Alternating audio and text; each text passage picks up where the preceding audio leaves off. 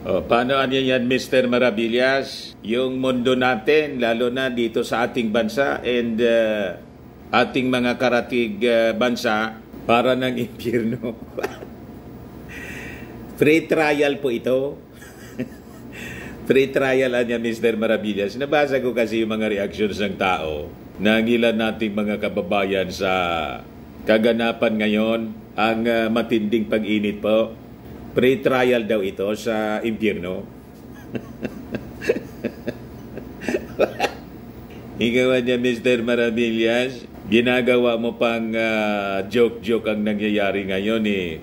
Matindi na yung, pag-init ng mundo, lalo na dito sa ating bansa.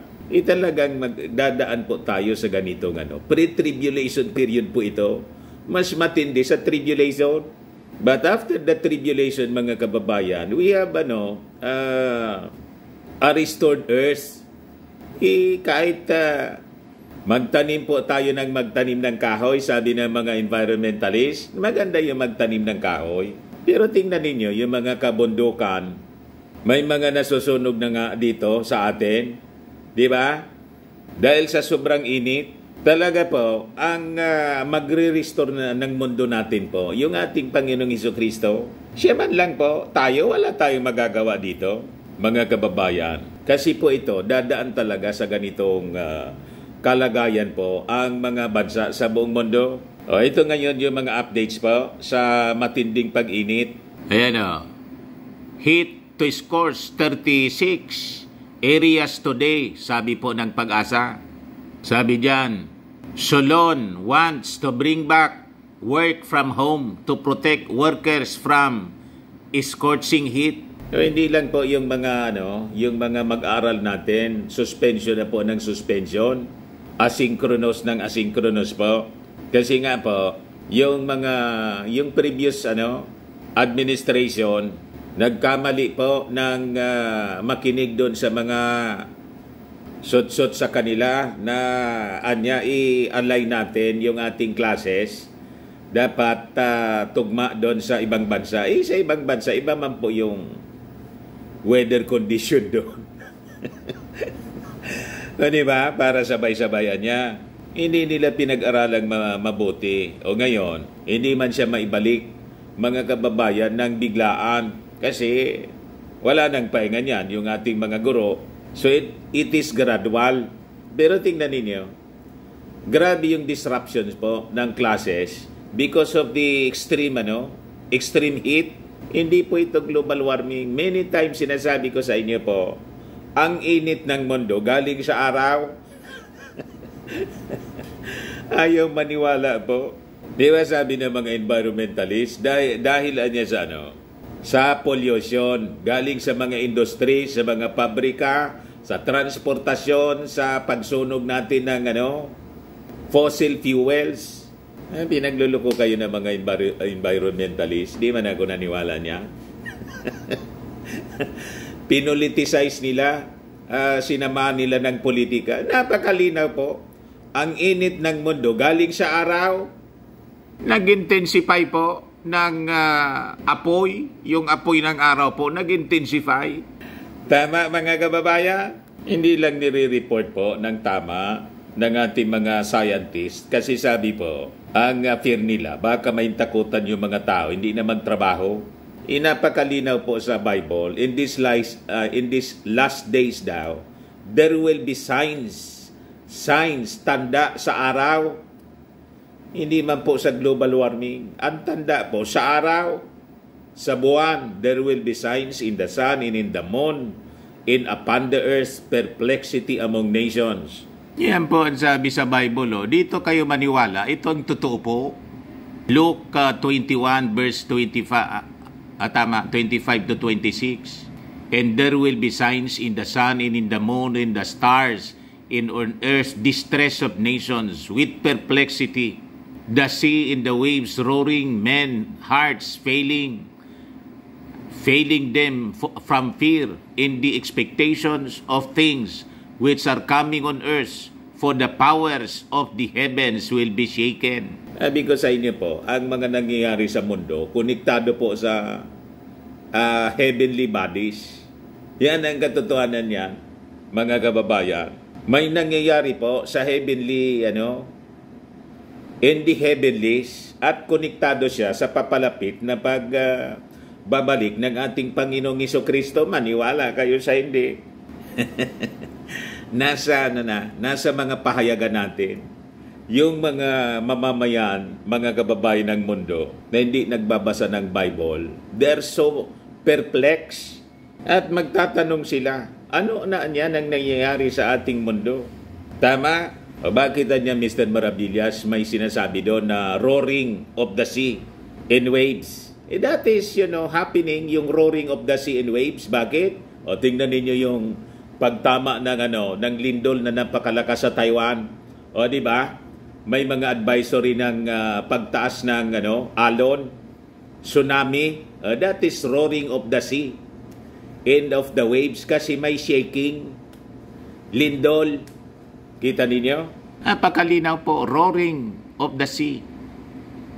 The sea and the waves roaring, men's hearts failing them from fear in the expectations of those things which are coming on earth.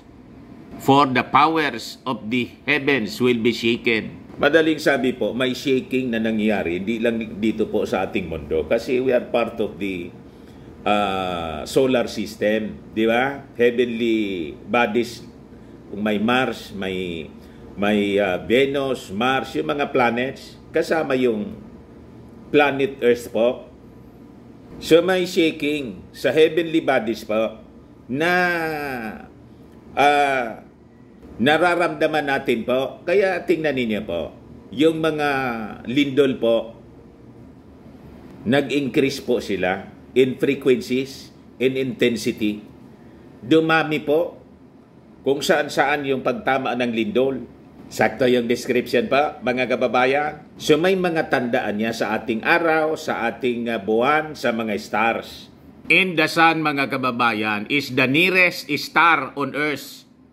The largest and nearest star on earth. Yan tinuturo sa atin po sa natural science. So, Solon wants to bring back work from home to protect workers from scorching heat. Tingnan ninyo itong report na para ng impyerno yung background ng ABS-CBN.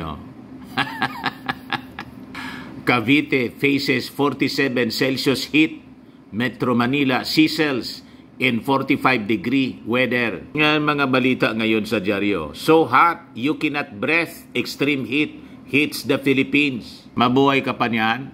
Sabi dito sa report ng Inquirer, heat nearing 50 degrees Celsius, like death sentence for pets, livestock. Hindi lang sa livestock po, pati sa tao. Matindi po ang kalagayan ngayon. Yan sabi dyan. Based on the study effects of heat stress on animal physiology, metabolism, and meat quality, a review in Science Direct, heat stress is one of the most stressful events in the life of livestock with harmful consequences for animal health, productivity, and product quality. Yung mga poultry farmers nga po, sabi, yung itlog daw liliit. Yung mga itlog, baka i-blame naman ninyo yung ating Pangulong Bongbong Marcos. Di ba? Kung magkulang po ng supply ng pagkain natin, it's because, we have this natural phenomenon. Wala sa kontrol ito ng ating Pangulong Bongbong Marcos. Pero sabi ng ating Pangulo, pagdating sa pagkain, despite the El Nino na billions na po yung na-destroy, na sakahan po natin, natuyo, nalanta yung mga pananim, but we have sufficient supply ng bigas po. Kaya lang, pinapaimbestiga na nga po ng mga congressmen natin yung mga unscrupulous traders kasi nagsasamantala sila. Wala man pong shortage sa supply po ng mga bilihin, agricultural products, minamanipula na naman po nila. Hindi maalis po yung pagsasamantala. Lawmakers seek protection of consumers from unscrupulous traders. I-blame na naman ito sa ating Pangulong Bongbong Marcos ng mga DDS. May issue na naman po sila More lawmakers have expressed their support for the call of Speaker Martin Romualdez to investigate the widening gap between farm gate prices and retail prices. House Assistant Majority Leader in La Union, Representative Paulo Ortega said the congressional probe is aimed at protecting consumers, especially poor families, from profiting traders. Mabuti may nag-initiate kaagad, mga kababayan, before pang lumala at magamit pa sa propaganda ng mga anti-Marcos. Tinatamaan na nga tayo ng ganitong grabing tag-init and El Nino po. Tapos, imbis mag-cooperate sila, nagsasamantala pa. At yung matinding pag-init po, hindi man lang dito sa atin. Sabi rito sa balita, Philippine Star po ito, heat stroke kills 30 in Thailand this year as kingdom bakes. Pati sa kanila, scorching hot weather kills 30 in Thailand. Matindi po. Sa kabilang banda naman po, sa East Africa, ang daming namatay, 155 killed in Tanzania as heavy rains found East Africa. Sa kabilang mundo po, sabi sa Europe, cold weather nandun. Sa Middle East, sa Dubai, last week matinding pagbaha. Ganon din pala po sa ganon din sa South Africa, sa East Africa. Doon sa Dubai nga po, may 3 mga Pinoy ang sabi namatay dahil po sa matinding pagbaha. Hindi man po kasi sila sanay sa ulan kasi hindi man masyadong umuulan doon sa Dubai. Yung mga drainage system nila doon siguro ang liliit lang. Kasi nga hindi man po inuulan ng ganon. Ngayon lang nangyari.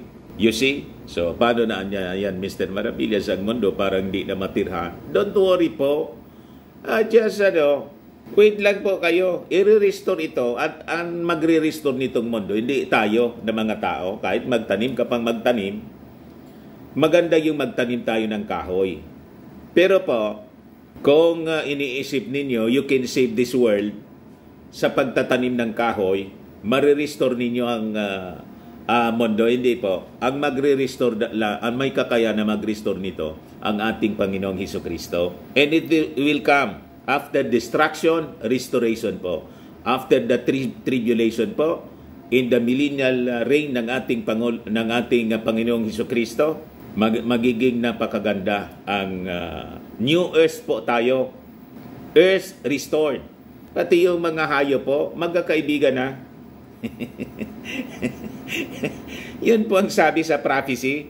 Pati yung gira po, wala na po. Tapos na yung girang yan. Total peace. At yung kalagayan ng ating buwan at ang araw, mga kababayan, ibabalik niya sa dati.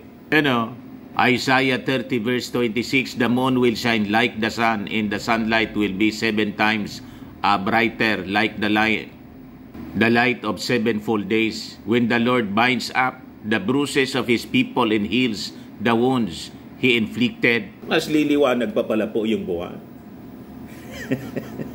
Diba?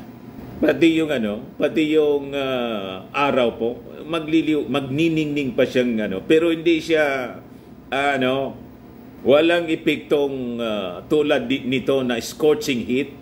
Di ba napakaganda? Yung mga disyerto, mga kababayan, hindi ba napakainit? Kasi walang kahoy. Kasi wala man dyan po, wala man dyan mabubuhay na kahoy. Mamumulaklak sila.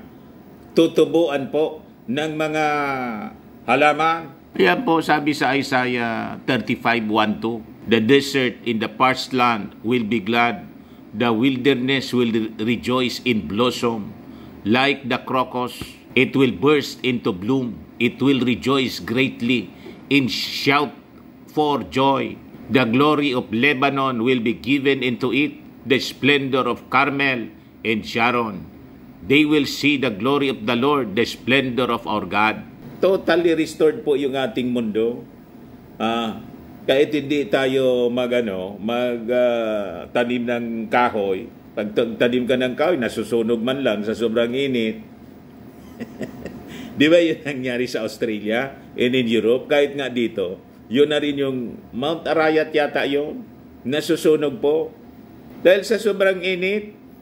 Tama pa? Pati po yung mga hayop, hindi na sila, magkakasundo na sila, hindi na sila mag-aaway.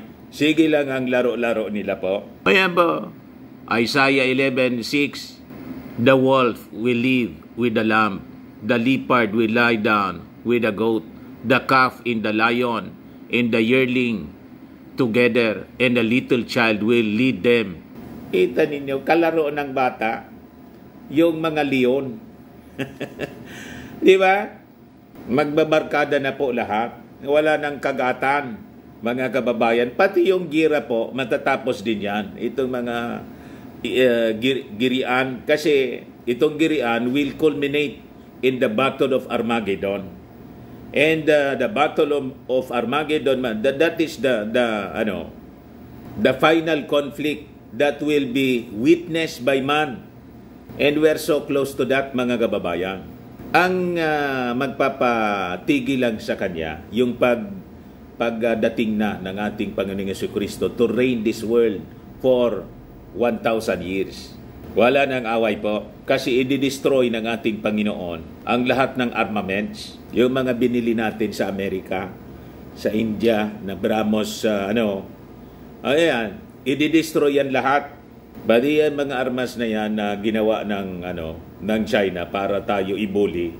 Wala na yan. It will be destroyed in the final conflict, mga kababayan. Ayan po, Isaiah chapter 2 verse 4. Sabi diyan, and he shall judge among the nations, and shall rebuke many people, and they shall beat their swords into plowshares, and their spears into pruning hooks. Nation shall not lift up sword against nation, neither shall they learn war anymore. Wala na pong balikatan.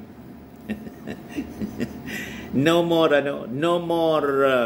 they learn war anymore. Wala nang balikatan exercises po. Kasi yung mga armas po, armaments, yung mga tangke, o ano pa, i-convert yan, mga kababayan, into pruning hooks. Plowshares in pruning hooks. Pangtabas, para naghanap buhay lang yung mga tao. Pang-araro at pangtabas ng damo. You see? Kasi tulad nito, imbis naghanap buhay po tayo, busy lang tayo sa sa agriculture, yun tinututukan lang sana ng ating Pangulong Bongbong Marcos. Hindi man po pwedeng doon lang ang tutok natin. Kasi yung mga mangingisda natin sa West Philippine Sea, inaapi ng mga Chinese. Tama pa? Pero darating ang araw na tatapusin ng ating Panginoong Jesucristo ang lahat ng pagmamalabis ng lahat ng bansa. That includes, mga kababayan, si Xi Jinping. Kaya, don't worry po. Itong mundo na tingin natin, parang hindi na natin matirhan, magulo, mainit. You see? Hindi na makatrabaho ng maayos yung ating mga mamamayan. Pati yung mga mag-aral natin, hindi na makapag-aral ng maayos. Dahil sa scorching heat, i-restore ito ng ating Panginoon. Very, very soon. Malapit na. Ipapakita po ng ating Panginoong Jesucristo that He is God. And He is the King of Kings and Lord of Lords. Siya lang ang makakagawa nito. Malabis kasi tayo po. Assuming tayo na kaya nating iligtas ang mundo. Hindi na, kaluluwa nga natin po, buhay natin, hindi natin kayang iligtas. Kaya nga po, nagpadala yung ating Ama sa langit, yung kanyang bugtong na anak, si Jesus Christ, para iligtas po tayo. Kasi kung kaya natin, hindi na sana pinadala yung ating Panginoon as our Savior. Tama? Kaya lang, assuming po tayo. Assuming talaga niya. Yun man talaga po. Si Pacquiao, pinalitan na yung ating Panginoon na bilang tagapagligtas. Daraan na daw yung ating kaluluwa sa kanya. Pirma daw niya ang kailangan. Inari pa yung buong universe po. Imagine that. Dinitron yung ating Pangulo, yung ating Panginoong Jesucristo, dinitron ni Pacquiao. Pagkatapos ngayon, wanted. Nagtatago po. Napunta niya kay Pacquiao yung kwento mo, Mr. Maravillas. Paano hindi na mapunta doon na nabanggit natin yung ating Panginoong Jesucristo, pinalitan bigla at siya na yung nagsabing, the only appointed son. Yan man lang po. Don't worry po. Huwag tayo masyadong nag-aalala. Lilipas din po ito, mga kababayan.